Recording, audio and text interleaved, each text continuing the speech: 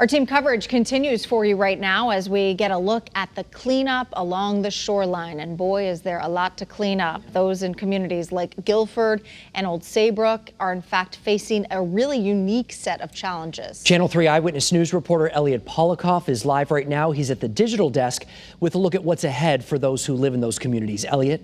Yeah, Mark and Aaron, the shoreline area hasn't been the hardest hit region in Connecticut, but still way too many people in the dark as cleanup efforts continue to lack consistency and clarity about what's next. You never can reach anybody, so it's frustrating.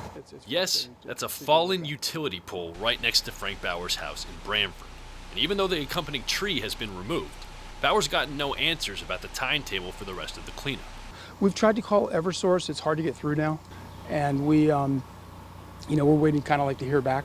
You're kind of on a waiting list. In the meantime, with no power, Frank, his wife Jody, and his dog are planning on staying at a nearby hotel. Could Eversource and United Illuminating have done more to prevent this from happening?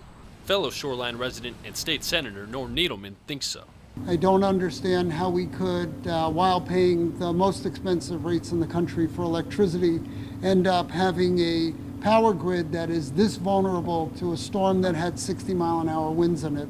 Making the situation even more difficult, the CT Water Company, which provides water for approximately 17,000 customers along the shoreline, has had to dip into its reserves after a backup generator lost power during the storm. We reached out asking customers to reduce their water usage so we could keep it for those core critical things: sanitation, hygiene, cleanliness, and also to keep water in the system for public fire protection. But despite several areas along the shoreline remaining closed off and in the dark, not everyone has had a bad experience with Eversource or with cleanup efforts. We had lights back on at 8 o'clock this morning, and they were out here full strength. It was like 7 or 8 guys out here at least through the night.